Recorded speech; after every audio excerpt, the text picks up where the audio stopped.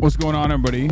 I hope everyone's having a fantastic evening, afternoon, pre-noon, no matter where you are in the world. I'm Hasan Piker, and this is HasanDaily broadcast coming to you live from sunny California, Los Angeles, folks. We're live and alive, and I hope all the boys, girls, and MBs are having a fantastic one because today's a beautiful day. Today's a wonderful day, coming to you live from 78 degrees and sunny California, Los Angeles, stolen Tongva land, stolen Tongva territory. We're live, we're alive. And I hope all the boys, girls, and MBs are having a fantastic one. You should get litigious. That was a hit piece. Okay, y'all need to fucking calm down. It's literally the most no-motion ass bullshit. It's the third way. The guys who wrote this for the Wall Street Journal are basically leaning into the institutional legitimacy of the Wall Street Journal. I will fight back, not through like litigation, but I'll fucking write another op-ed. You know what I mean? Either for the Wall Street Journal, or maybe I'll write an op-ed for the New York Times. Who knows? Okay, I'll deal with it. I don't have enough time right now because I'm fucking going to Cuba. All right. I'm a little bit busy. I don't know if you guys are aware. One, we're monitoring the situation. And two, I'm going to fucking Cuba. Yeah, Cuba can wait. You have to respond to this wonkery ASAP. The title is Democrats are too cozy with Hasan Piker. There's no excuse for failing to call out the anti-Semitism on the left. As lifelong Democrats, we agree with Senator Ted Cruz on virtually nothing. Good start. But Mr. Cruz was brave to decry anti-Semitism in the Republican Party. Mr. Cruz was also a big name, calling Tucker Carlson the single most dangerous demagogue in this country. Too few Democrats have followed Mr. Cruz's lead by calling out the rising anti-Semitism on the far left. That must change. The anti-Semitism spewed by Mr. Carlson, Nick Fuentes, Candace Owens, and other far-right bigots is well documented and widely condemned. But the far left has anti-Semites too. No left-wing agitator is more influential or extreme than Twitch streamer Hasan Piker. Mr. Piker is often called a progressive, but that does violence to the term. A self-identified Marxist, he is referred to ultra-Orthodox Jews as inbred, employed anti-Semitic dog whistles, bloodthirsty, violent pig dog against an anti-Hamas viewer on his stream, compared liberal Zionists to liberal Nazis, and said, Hamas is 1,000 times better than the Israeli state.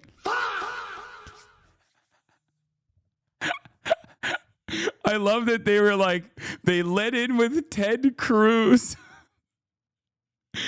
You know, guys who know how to read the fucking room, baby. Hey, you know what the Democrats are supposed to do? Fucking drop a voice that is very clearly identifying the popular movement in the heart of the party for what, really? For defending Israel. Yeah, I don't think they should do that. Yeah, I don't think they should do that. I don't know. Obviously, this is an incredible smear, incredible slander. As someone who has spent every single day and will continue to spend every single other day combating anti-Semitism, it's very funny when they try to do this vicious smear, but it's completely nonsensical. And perhaps even worse, everyone knows that it's nonsensical. Because most people realize nowadays that if you say anti-Israel shit, there's going to be a million fucking think pieces on how you're actually anti-Semitic. But most Americans already know that that's bullshit. What's worse is there are actual anti-Semites out there who are taking advantage of this media landscape. And the more that these like institutions like the ADL and all these other people, like the more they also tie me back to Nick Fuentes, the more they do a disservice to the term anti-Semitism. I've spent a tremendous amount of time combating anti-Semitism, decoupling Israel from Jewish people, okay? Decoupling Zionism from Judaism. It's so stupid. It's narcissistic. It's paranoid. It's idiotic. It dilutes the term. It ironically contributes to actual real anti-Semitism being fomented. And these guys don't understand that they are now in the echo chamber, not us. Former Biden press secretary boosted this, to 14 total likes. Hell yeah. Former spokesman for the First Lady, Michael LaRosa. These guys have lost their power in the party, and that's why they're lashing out. It's not just about demanding that the Democrats become pro-Israel. That's one aspect of this story. The other aspect of the story is that third-way neoliberalism is now openly seen as a fucking failed attitude that is responsible for the Democrats losing to Trump twice. They know that the base has rejected third-way neoliberalism. And that's why they're trying to do this. Mr. Piker's depravity doesn't stop there. His misogyny is indistinguishable of the far-right influencers. He believes America deserved 9/11. He praised the Chinese Communist Party, saying, in terms of good governance, there's a lot we can learn from the way they perform out there. Again, totally endorsing these statements. Don't know why they said misogyny when talking about this, but what is misogynistic about this other shit? What is this? Oh my God, they're posting this. They're posting bro tips. Oh, that's awesome. Mr. Piker is anti-American, anti-women, anti-Western, and anti-Semitic. No Democrat should engage with him. All should seek to push him to the fringe where he belongs. This isn't happening. The Pod Save America team put him on stage at CrookedCon. Abdul El-Sayed, a candidate for Senate in Michigan, tweeted a picture of himself celebrating Piker with a supporter. California Representative Ro Khanna, a possible presidential hopeful, pushed back on X against concerns we raised about anti-Semitism on the far left, declaring his pride in going on Mr. Piker's feed. Mr. Piker chimed in to support him. Handing Mr. Piker a microphone isn't magnanimous or respectful of views that test your priors. Going on a show isn't a sign of bravery or willingness to talk to the other side or to show up in challenging places. All these things do is support a bigot, but few dare to speak that truth. By the way, the guys that are saying I'm a bigot are the guys that I yell at all the time who do so much work to make the Democrats drop any kind of social progressive value. I'm the bigot, not them. The guys that tell the Democrats, you shouldn't worry about abortion rights. You shouldn't worry about trans rights. You should worry about, continuing to offer shitty, bottom of the barrel, third way neoliberal positions to the American public that has no appetite for this whatsoever. But few dare speak that truth. The only prominent Democrat to call out Mr. Piker's bigotry directly so far is New York Representative Richie Torres. Again, a blossoming figure of progress in the heart of the party that truly understands. Have you guys noticed that Richie Torres shut the fuck up about Israel? Very strange how he's also stopped being Israel's biggest attack dog. The other Democrats must follow suit. They bring up Richie Torres' idiotic letter to Twitch. Left-wing anti-Semites are savvier than the Nazi endorsers on the right who marched in Charlottesville and sat for dinner with the president. The anti-Semites of the left cloak their attacks in critiques of the present Israeli leadership. Many American Jews, including us, abhor Israel's current leaders. Criticism of Israeli policy isn't anti-Semitic. The Israel-Hamas war was a humanitarian catastrophe for Gaza, and settler violence against Palestinians in the West Bank is appalling, but the Jew haters on the left go much further. They use loaded words taught in social justice seminars. Apartheid, genocide, settler colonialism. They push age-old tropes about Jewish wealth and influence, Epstein class, turning tax the rich into tax the Jews, and they replace the word Jew with Zionist, which, by the way, I didn't do this, and I would never do this, and it turns out this was one random psycho and had nothing to do with DSA San Francisco, for the record, that story, but whatever, they're fucking lying anyway, so they'll continue lying. And they replace the word Jew with Zionist. This language is more than offensive. It can beget violence. Last year, an alleged murderer seemingly inspired by left-wing rhetoric killed 2 people for the crime of being at the Capitol Jewish Museum. That's a crazy way to explain that story. Democrats must understand that accepting anti-Semitic figures like Mr. Piker into the mainstream puts Jewish Americans' lives in danger.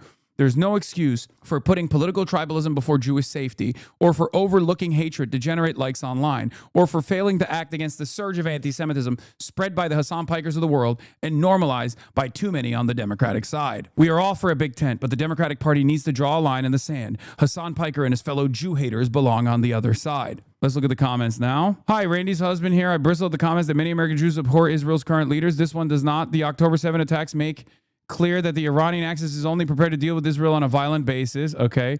I applaud the authors for calling out Mr. Piker as well as Tucker Carlson's anti-Semitism. Yes, Mr. Piker's anti-Semitism on the left is no different than Mr. Carlson on the right. It's so easy to blame the Jews for everything. So much is jealousy. Okay, Wall Street Journal is so fucking, so unimaginably right-wing. It's a right-wing shithole over there in the comments. Here's a thought. If you're a Democrat, as the authors claim to be, don't vote for the party that hates your ethnicity and wants to see you and your countrymen eliminated. Yeah, vote for the Republicans. The party that is known for not hating Jews, the party that is currently, is trying to figure out if the Holocaust really happened, or if it did happen, how deserved was it? That's the party you should vote for, American Jews. Totally. The war in Gaza may be a humanitarian disaster, but Gazans put themselves in that place. Oh my God. There's not even a single fucking person in here that except maybe Lynn Hayes. I'm a person of Jewish ancestry. Many of my ancestors were murdered in the Holocaust, so I feel authorized to complain when people compare anti-Israel sentiment to anti-Semitism. Anti-Semitism is hatred against Jewish people. Like myself, anti-Israel sentiment is anger against Israel's aggression towards its neighbors. This has H3 written all over it. No, dude, no one fucking gives a shit about Ethan Klein. This is totally separate. If you think this has anything to do with Ethan Klein, you're out of your fucking mind. Okay? Sounds like slander. You might have to talk to a lawyer. Man, shut up. No. It's slander, but it doesn't fucking matter. This is the most low motion, no motion having ass article that could have ever been written. And the reason for why it's written is not even to defend Israel, which is unpopular in and of itself and idiotic in and of itself. The real reason why they're writing this is because Third Way has completely lost its institutional control. Third Way, for those of you who don't know, which is where this article is written by, this article is written by a bunch of people that work in a think tank called Third Way. Third Way is basically the post-Bill Clinton think tank that was designed to make the Democratic Party into what you fucking despise. Okay, the Democratic Party that you hate was designed carefully by Third Way. Never heard of Third Way before today, by the way. Yes, I've talked about it before.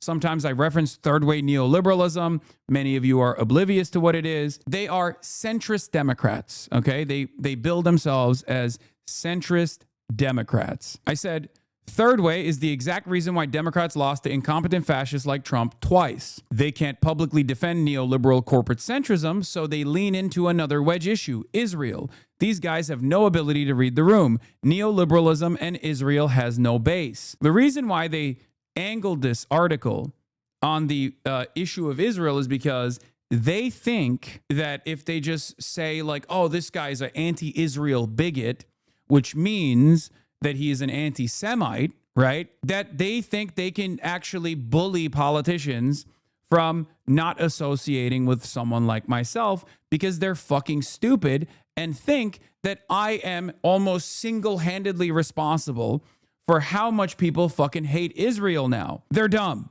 It's that simple. They're stupid. Because if you strike me down, there will be others that will take my place. I'm not single-handedly responsible for people hating Israel. You're a fucking idiot if you think that. I'm a megaphone. I'm offering a voice to those who don't get that voice in mainstream media. That's it. And a lot of people can't comprehend that. They think, oh, this guy's like hypnotizing people. They unironically think this. May Allah awaken the people and help them to see the evil doings of Israel and the United States. They think that I'm like hypnotizing the masses. They don't realize that the masses have come to this conclusion on their own, and they're actively demanding their elected representatives actually abide by the democratic wishes of the masses. You give these people consent to attack you freely. They know they won't be punished, so they continue to lie. This is different from slop tubers.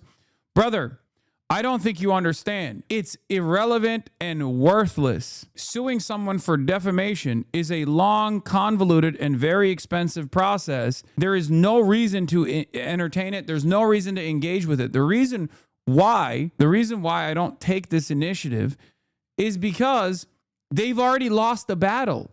Who gives a fuck? They've lost the battle.